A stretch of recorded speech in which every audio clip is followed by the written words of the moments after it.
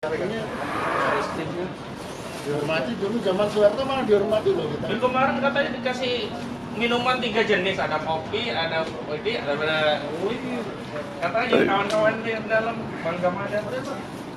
Ya, Zaman sekarang ya mereka. Karena selama ini kita cuma nonton drama. gantian kita bikin drama. Kalian kita dramain. Gantian kita bikin drama.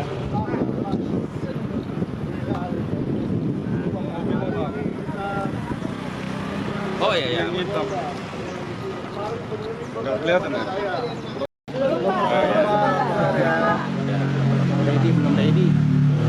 Ini namanya simbiosis mutualisme. Mantap. Kamu juga butuh, media juga butuh sama-sama. Makanya kita tunggu tadi. Pak, boleh duduk dikit, Pak. Audio apa Bang Yadi? Pandangan masyarakat, Pak. Ya udah. Aman Bang Yadi, audio. Kita bikin sinetron tersanjung, nah lebih baik sinetron ijazah palsu kan. Oke, siap? Baik ya, saya mulai. Bismillahirrahmanirrahim. Assalamualaikum warahmatullahi wabarakatuh. Terima kasih rekan-rekan media sudah memenuhi undangan kami. Yang pertama kami ingin sampaikan beberapa agenda baik yang kemarin dan hari ini akan dilakukan. Yang kemarin sedianya kami mendampingi klien kami atas nama Samsudin Alimsah diperiksa sebagai saksi kaitannya dengan podcast Abraham Samad Speak Up. Karena pada pemeriksaan Pak Abraham Samad sebelumnya, hal-hal yang terkait teknis ditanyakan kepada Pak Abraham Samad, tentu saja Pak Abraham tidak mengetahui dan kemudian diutus orang yang memang menangani Abraham Samad Speak Up. Tapi kemarin karena ada agenda yang bersamaan, maka saksi atas nama Samsudin Alimsah mengajukan permohonan penundaan penjadwalan ulang dan sudah disepakati saya yang menemui penyidik Selasa depan tanggal 2 September 2025. Dan memang karena ada permintaan penyidik untuk mengirimkan surat, ini saya juga sudah siapkan surat untuk dikirimkan kepada Direskrimum tentang penundaan tersebut, juga jadwal yang bisa kami penuhi. Dan hari ini atas juga atensi dari terperiksa saksi Abraham Samad, pada pemeriksaan yang lalu mengajukan sejumlah ahli untuk diminta keterangannya khususnya yang berkaitan dengan keterangan yang berkaitan dengan jurnalistik ya, yakni hal-hal yang berkaitan dengan media jurnalisme yang sebenarnya itu bagian dari kebebasan berekspresi, kemerdekaan menyampaikan pendapat, yang hari ini sayangnya kemerdekaan berekspresi menyampaikan pendapat, tugas-tugas jurnalisme tadi yakni menyampaikan informasi kepada publik dipersoalkan secara hukum, ditarik sebagai pihak dalam laporan yang diajukan oleh Saudara Joko Widodo per 25 April yang lalu. Dan ada 2 nama yang diajukan oleh Abraham Samad dalam pemeriksaan yang lalu, yakni yang pertama di kanan saya ini ada Pak Lukas Luarso, begitu ya, sorry. Saya kadang-kadang selip di Sularso ya, Luarso ya, Pak Lukas Luarso. Beliau ini pernah memimpin Aliansi Jurnalis Independen.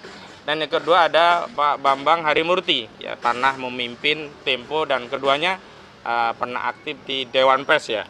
Dan memang untuk Pak Bambang Harimurti dijadwalkan hari Jumat. Nanti kami akan datang kembali mendampingi beliau di hari Jumat.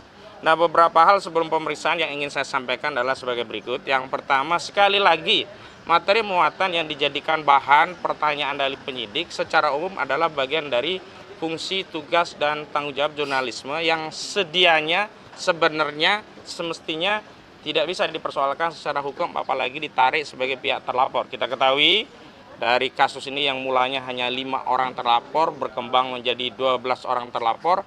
Di antara 12 orang terlapor itu ada orang-orang, pihak-pihak yang sebenarnya sedang menjalankan fungsi pencerahan di tengah masyarakat, seperti Pak Abraham Samad juga ya, Michael Sinaga juga ada, Nurdian Noviansa Susilo. Itu dipersoalkan kontennya seolah-olah itu dijadikan bahan yang dianggap sebagai satu delik atau tindak pidana. Dan kita tahu delik ini berkembang bukan hanya pencemaran dan fitnah yang dilaporkan oleh Saudara Joko Widodo, nimbrung 3 laporan lainnya, yakni dari Andi Kurniawan, ada dari Lecumanan yang sebelumnya ngakunya dari Peradi Bersatu, dan yang terakhir ada dari Maret Samuel Sweken. Pasal-pasal yang berkaitan dengan ya ijazah palsu dikembangkan menjadi pasal penghasutan 160 KUHP, pasal menyebarkan kebencian dan permusuhan ya di pasal 28 ayat 2 Undang-Undang ITE. Bahkan sebelumnya ada pasal 28 ayat 3 tentang mengedarkan pemberitahuan bohong yang menerbitkan ya kerusuhan di tengah masyarakat. Walau terakhir pasal ini di tingkat penyelidikan muncul tapi di tingkat penyidikan menghilang. Jadi ada dua kasus sekaligus. Ada penyelundupan pasal pada laporan Saudara Joko Widodo karena Saudara Joko Widodo mengaku ya direndahkan serendah-rendahnya, dihinakan sehina-hinanya, merasa dicemarkan dan difitnah. Tetapi kuasa hukumnya memasukkan, ya tentu sepengetahuan Jokowi dan sepersetujuan Jokowi, memasukkan pasal 35 dan 32 Undang-Undang ITE yang tidak ada relevansinya sama sekali dengan kasus penistaan, dengan pencemaran dan juga fitnah. Dugaan kami ini adalah modus operandi untuk melakukan kriminalisasi dengan memasukkan pasal-pasal yang tidak relevan asal ya ancaman pidananya di atas 5 tahun sehingga bisa dijadikan dalih untuk melakukan penahanan. Pasal 35 Undang-Undang ITE tentang manipulasi data elektronik ini ancamannya 12 tahun penjara. Sementara pasal 32 Undang-Undang ITE itu ancamannya 8 tahun penjara.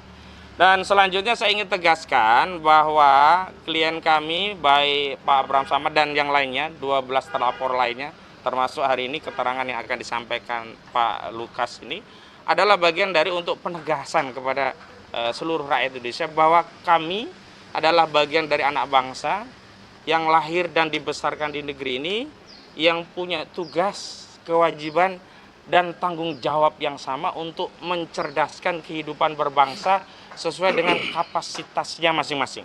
Dan karena hari ini ada tugas-tugas jurnalisme yang mencoba dipersoalkan, maka kami harapkan ketika kami menghadirkan ahli di bidang jurnalistik itu akan menyeimbangkan, bahkan menetralisir anasir-anasir, praduga-praduga, ya tuduhan-tuduhan yang sebelumnya itu adalah sebuah kejahatan menjadi netral, bagian dari hak dari warga negara, bahkan kewajiban untuk mencerdaskan kehidupan bangsa dengan menyampaikan pendapat-pendapat. Bahkan pendapat itu berdasarkan kajian ilmiah.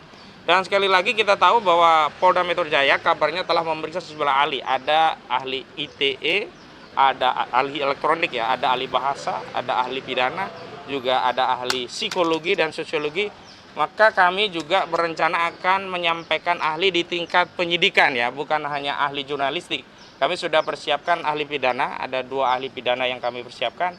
Kami juga siapkan ahli bahasa, bahkan bukan hanya ahli bahasa biasa, yakni ahli linguistik forensik. Ini adalah satu-satunya di Indonesia orang yang punya kepakaran linguistik forensik, tapi namanya nanti akan kami sepil setelah fix ya, yang jelas itu.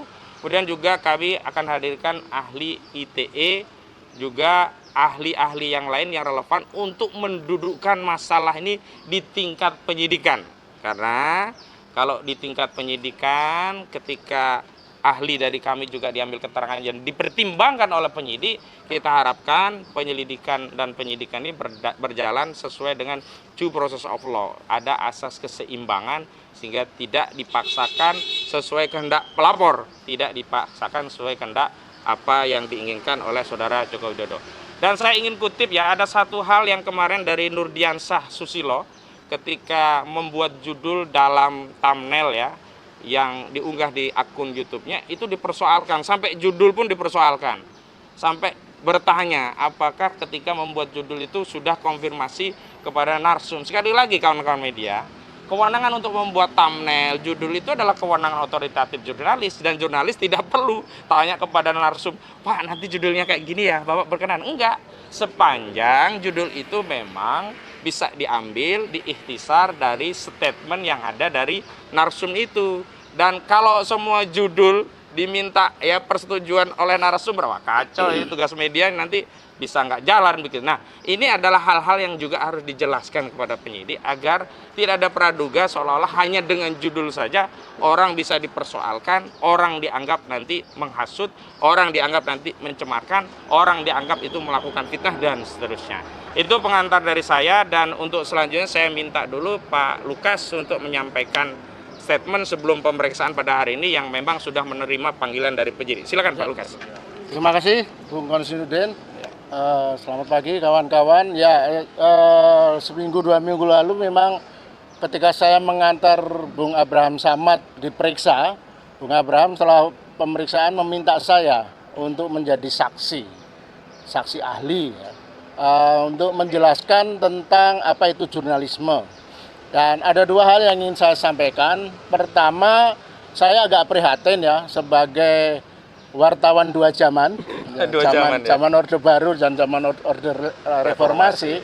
Saya dulu mengalami ya tekanan-tekanan terhadap jurnalisme, terhadap media di era Orde Baru. Tapi bahkan saat itu tekanannya itu ya namanya waktu itu era otoriter kan, kita masih bisa maklumi.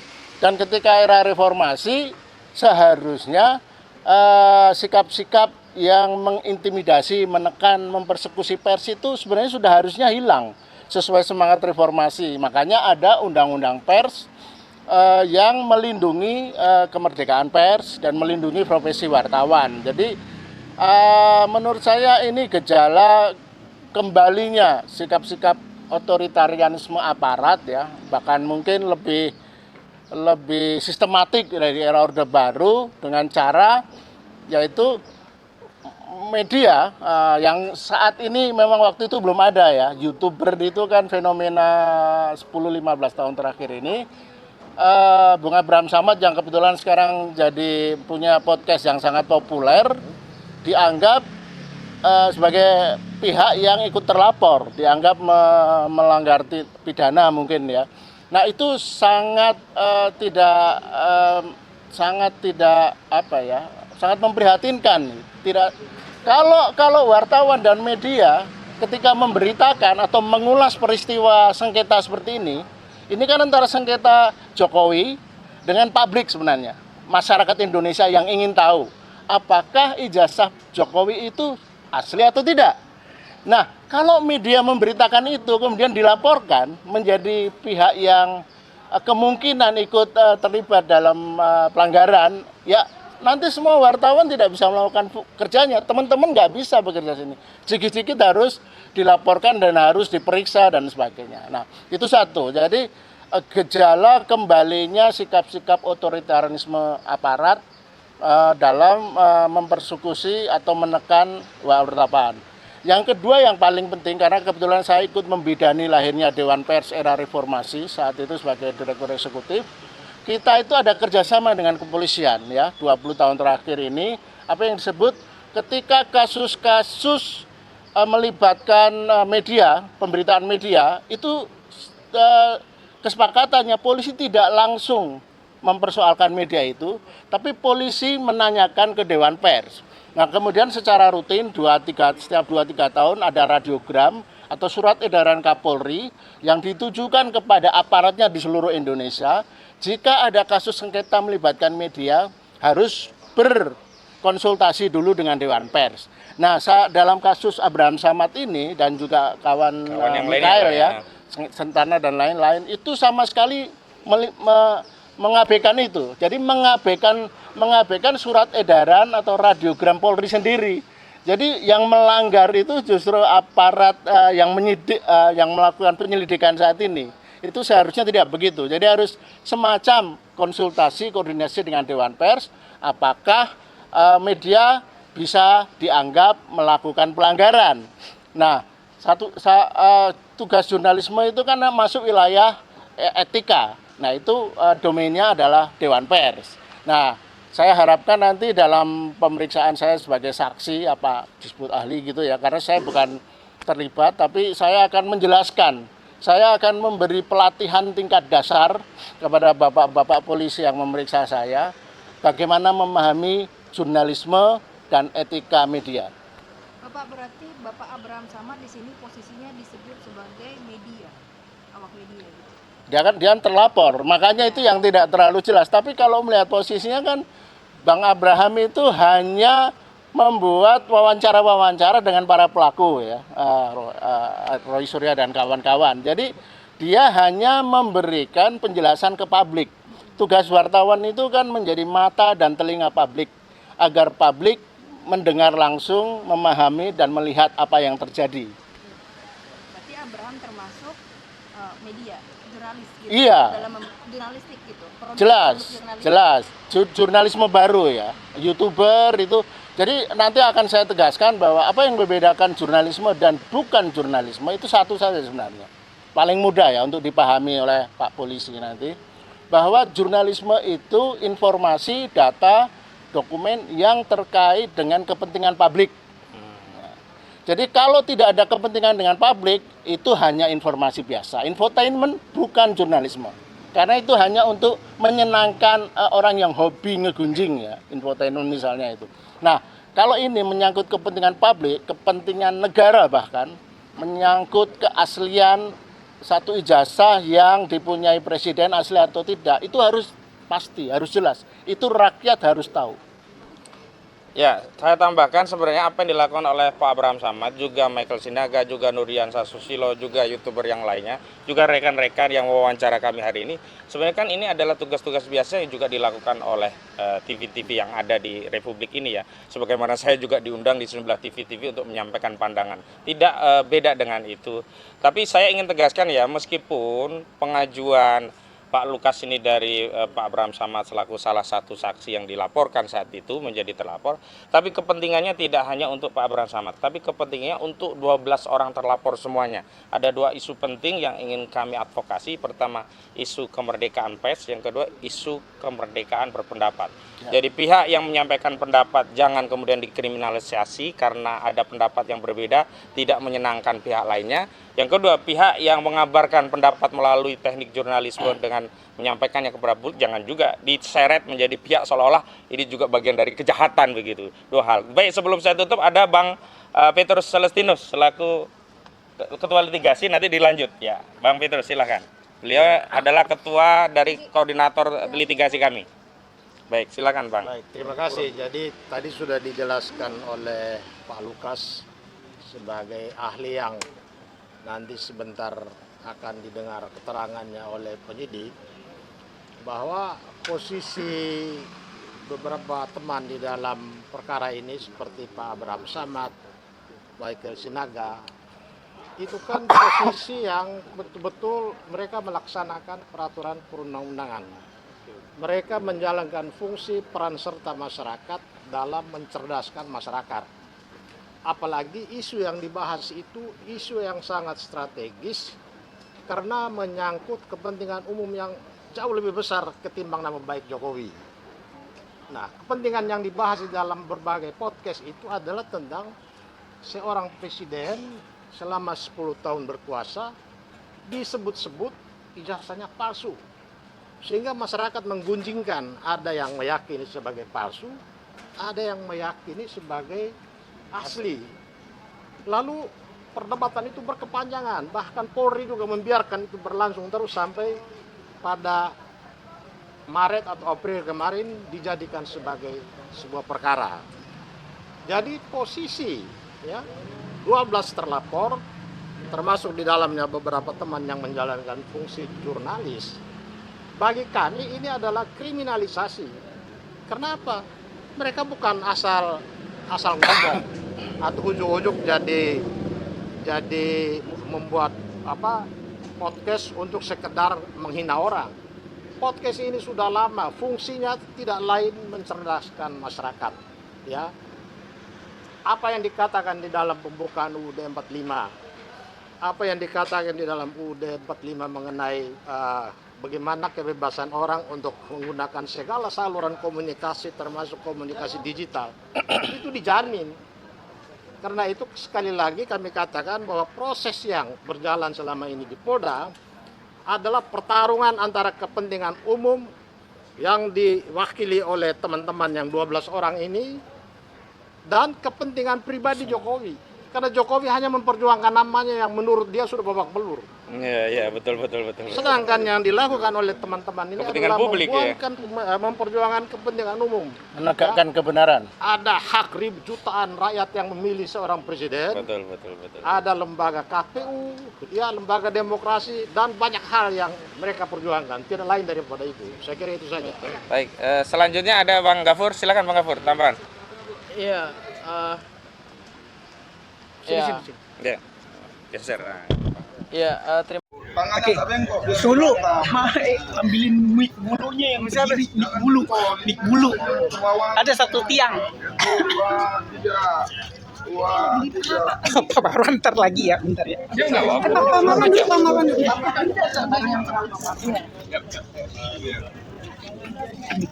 Prabu Arif nih bulu ya.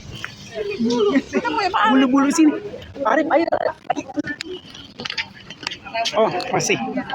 Sini nih, ayo sini. Sini aja, sini aja. Oke sip.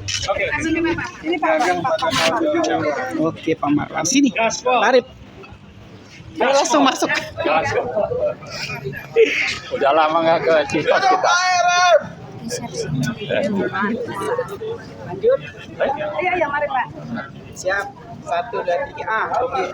Gimana tanggapannya tentang 12 April yang ini bertambah lagi menjadi ada 2 saksi lagi Pak Marwan? Tanggapan dari Tentang pelaporan ijazah palsu ini konon bertambah lagi menjadi 2 orang lagi, 2 orang saksi. jadi 14. Bowo dan Pak Sunarto. Jadi 14. Iya, jadi 14 kayaknya. Ya, saya kira justru ini kemunduran bagi Polri. Kenapa?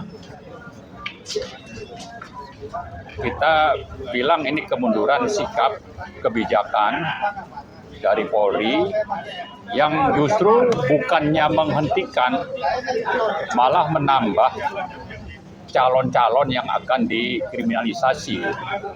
Karena apa? Karena memang kita bilang ini kriminalisasi karena faktanya memang mereka ini tidak jelas ya apa yang menjadi delik untuk diproses. Lalu kita juga mengikuti Jokowi bilang tidak melaporkan nama. Kalau tidak melaporkan nama, ya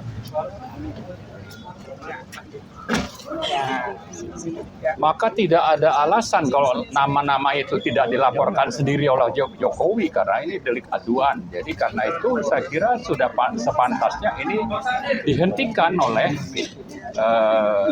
Polri.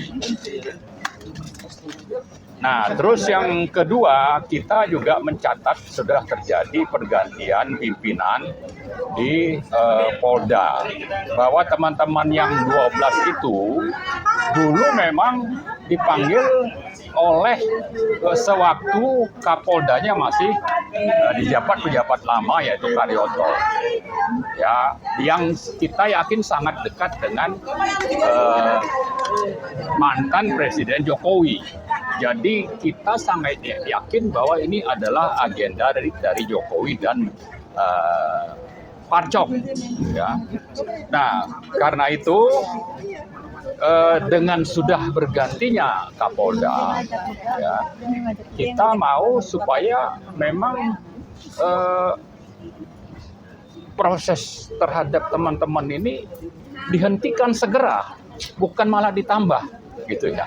Nah, jadi kalau kita urut, sebetulnya kejadiannya adalah terjadi kriminalisasi pendekatan kekuasaan otoriter oleh pemerintah lama.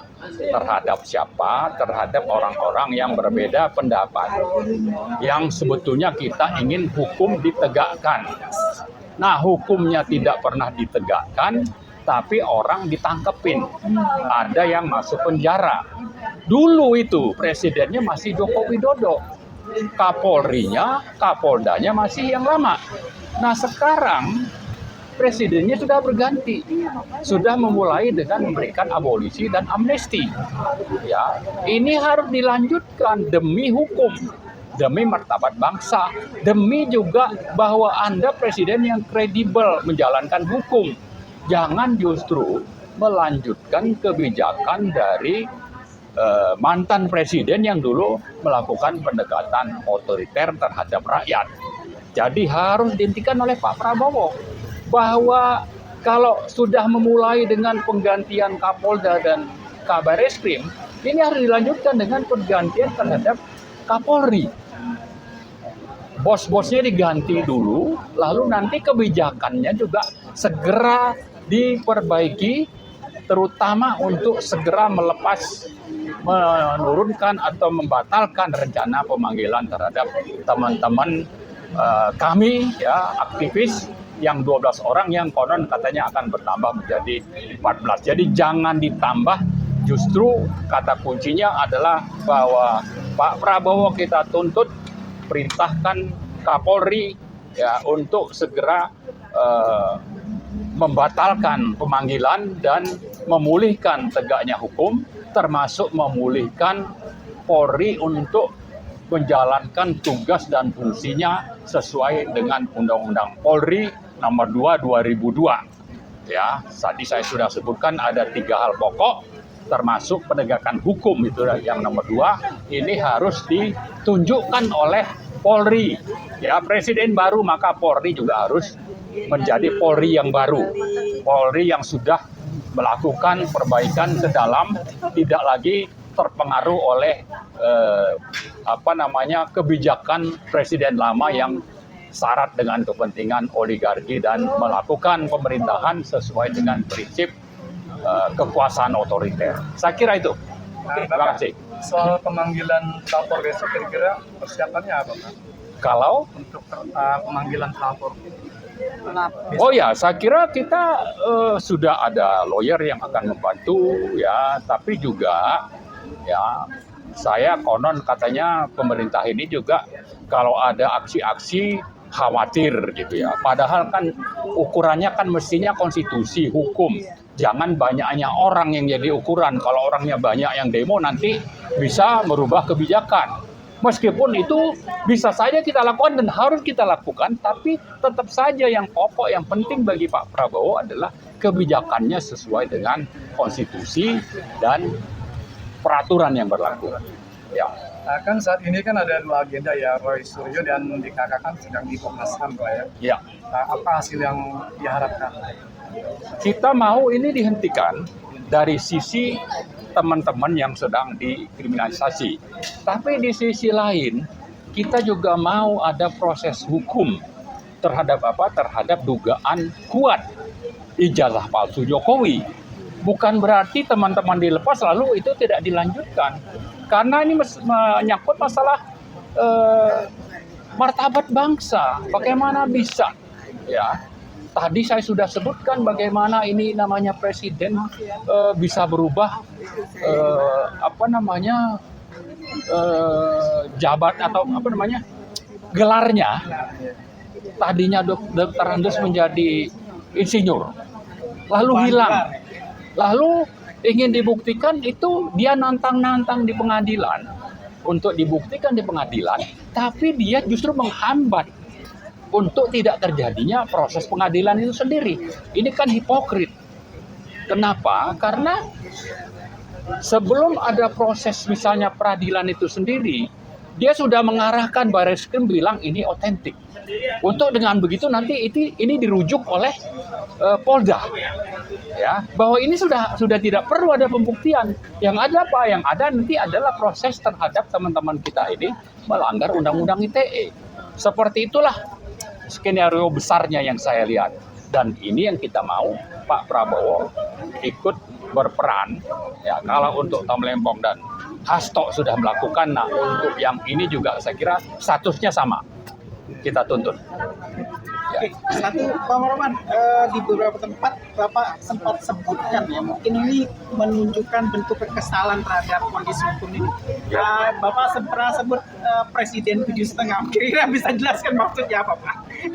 Ya, jadi gini, saya kira kita punya Presiden ke-6 itu Pak SBY, ke-7 itu Pak Jokowi. Ini memang mereka secara utuh menggunakan kekuasaan yang dimiliki, yang diamanatkan oleh konstitusi untuk menjadi pemimpin tertinggi yang mengatur semua anggota kabinet dan untuk menjalankan konstitusi dan undang-undang. Itu sudah terjadi. Pokoknya kalau sudah bos bicara, bos tertinggi, maka semuanya tunduk. Harusnya tunduk. Nah, kenapa untuk yang sekarang ya, saya tidak lihat ini benar-benar utuh kekuasaan itu. Jadi Ya seperti tadi Dua misalnya. matahari kembar betul. Ya, waktu misalnya harus pulang dari luar negeri, harus menghadap ke Solo, waktu tanggal 13 Oktober dalam rangka persiapan penetapan kabinet tanggal 20 Oktober, tanggal 13 Oktobernya datang ke Solo, lalu tunduk tidak bebas untuk menyusun anggota kabinet. Dan banyak hal-hal lain, termasuk masalah ijazah ini. Sehingga kita melihat peran dari presiden itu tidak seoptimal sebagaimana seharusnya sesuai konstitusi dan undang-undang yang berlaku sebagaimana sudah disandang oleh Pak SBY dan Pak Jokowi dulunya. Kalau kenapa dibilang 7,5 atau 7,6 atau 7,4? Ya itu tadi, dia tidak independen bersikap sebagaimana layaknya seorang pemimpin tertinggi. Masih ada pengaruh, ada intervensi, ya, ada tekanan dari siapa? Dari Jokowi dan oligarki pendukungnya, termasuk ada sejumlah menteri, saya kira. Bagaimana Pak menyikapi tanggapan publik dalam mengevaluasi kasus polemik ijazah palsu Jokowi ini kan yang muncul akhirnya berakibat saling lapor lah. Contohnya kasus Silvester yang akan dilakukan oleh Kozinudin dan Roy Suryo ya di KPK itu Rabu pekan lalu. Menurut Bapak gimana Pak? Saya kira rujukan kita tetap adalah bahwa ini negara hukum. Iya. Ya, maka semua orang punya posisi yang sama di hadapan hukum. Nah, kebetulan kasus kita fokusnya sebetulnya adalah tentang pembuktian atau tuntutan supaya ada pembuktian palsu tidaknya ijazah Jokowi. Kalau dalam perjalanan kita ke sana itu ada muncul ini, muncul itu, lalu ini namanya si Plester ini juga adalah bagian dari Jokowi yang coba untuk mengintervensi, menggiring opini masyarakat, ya itu memang kita perlu tanggapi, kita tuntut penegak hukum itu untuk menjalankan fungsinya sesuai dengan aturan main. Itu yang kita tuntut, tapi bukan berarti ini kita melupakan fokus utama. Ya, jadi tetap saja tuntutan utama kita adalah seperti yang dilaporkan teman-teman Desember 2024 ke Barreskrim, ijazahnya harus dibuktikan di pengadilan, dan itu juga yang ditantang oleh Jokowi. Buktikan aja, Anda tidak hipokrit. Mari buktikan di pengadilan. Nah, itu yang utama. Tapi ada kasus si Plester, itu hal lain yang menunjukkan bahwa ini penegak hukum ini dipengaruhi oleh Jokowi terutama untuk membiarkan orang yang sudah inkrah, sudah divonis harus masuk penjara. Kenapa? Ya karena memang dulu pengaruh dari Jokowi itu sangat kuat. Sampai ke bukan cuma di Polri tapi juga di Kejaksaan Agung. Nah sekarang Pak Prabowo kita tuntut sambil tetap fokus kepada masalah ijazah palsu, tolong ini orang ditangkap. Karena sudah diputuskan oleh pengadilan. Divonis sekian tahun, 1,6 tahun ya. Saya kira begitu. 1 tahun Ya. 6 bulan. Ya. Udah. Dari Mama mungkin. Dari Mbak. Ya. Gimana tanggapannya nih ibu-ibu yang udah berjibaku gugat Silvester tapi ternyata nggak ditangkap juga. Iya betul. Kita sih Ini tetap ya. serius. Oh ya, oke. Kita tuh Mama itu orangnya selalu fokus. Kita tidak pernah teralihkan. Jokowi adalah biang kerok dari semua. Ya. Dan kejadian yang ada yang sekarang gaduh ini itu disebabkan oleh Jokowi. Dan begitu juga Dan Silvester. termul. Ya, dan termul-termulnya. Dan termulnya yang sekarang sudah banyak menjadi komisaris-komisaris Ya. dan juga disinyalir, dicurigai. Mungkin ada juga nggak cuma Silvester, yang juga terkait ada itunya hukum ya. Jadi kami tetap akan memburu Silvester dan juga kami tetap pada tuntutan kami yaitu tangkap dan adili Jokowi. Stop kegaduhan. Masyarakat untuk ijazah palsu ini adalah hal yang normal. Jadi artinya kalau memang Jokowi adalah seorang negarawan, dia gampang aja kok, dia tinggal dia memberikan ijazahnya itu aja. Dan satu lagi, yang sekarang ini terjadi sangat ironis, banyak ditangkapnya orang-orang baik ya yang ada di negara kita. Jadi sekarang ini adalah tugas kami ini adalah melindungi orang-orang baik ini, jangan sampai orang jahat yang akhirnya memimpin negara ini. Jadi sekali lagi kita harus menjaga, dan perlawanan kami pun tidak akan ada lagi ada rem, karena kami berpikir ini semakin kesini akan malah semakin ruwet dan semakin mengarah kalau memang Jokowi lah biang keroknya. Jadi begitu aja dari kami semua, mak-mak, dan kami ingat Sylvester, lo masih menjadi target kita ya. Lo yang udah bicara macam-macam tentang barisan kita ya, jadi lo juga akan menjadi bidikan kita ya. Jangan takut ya.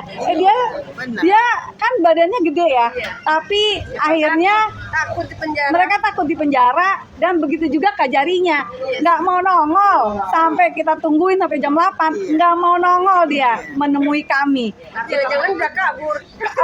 Jadi gitu aja intinya adalah kita akan kejar terus, dan kita akan target membidik Jokowi, Sylvester, dan ini harus selesai. Gitu aja. Ya, kita harus ingatkan ya, ini orang sudah divonis, statusnya menjadi terpidana yang memang bisa masuk kategori penjahat, ya kan? Nah, kalau ada lembaga negara yang harus mengeksekusi dia, apakah itu di Kejaksaan Agung, di Mahkamah Agung, atau dimanapun itu melindungi, ya artinya kan ini negara sudah tidak sesuai dengan aturan lain. Masa penjahat dilindungi? Ya kan? Betul. Nah, salah satu yang kita ingatkan, Kejaksaan Agung itu di bawah Pak Prabowo. Iya. Urus ini orang Kejaksaan Agung ini yang melindungi Sylvester selama ini. Ya, ujung-ujungnya begitu. Iya kan. Jadi kalau tidak mau dianggap sebagai pelindung penjahat, buktikan Anda menangkap penjahat. Seperti itu. Jadi sebetulnya ada dua kasus yang benar-benar krusial di negara kita yang lagi sedang terjadi. Satu adalah masalah ijazah palsu, dan juga masalah PIK. PIK itu itu adalah masalah yang benar-benar sangat krusial karena kedaulatan negeri kita. Dan lagi-lagi belakangnya siapa sih? Ya kan, Jokowi lagi gitu kan, dengan aduan dan segala macam. Jadi kayaknya setiap kalau itu selalu ada benang merah yang ke Jokowi. Jadi memang kepada Pak Prabowo, Anda lah yang sekarang yang memegang tongkat kepemimpinan.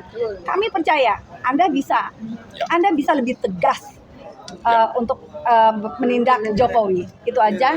Terima kasih. Oke, makasih. Terima kasih, Pak. Siap.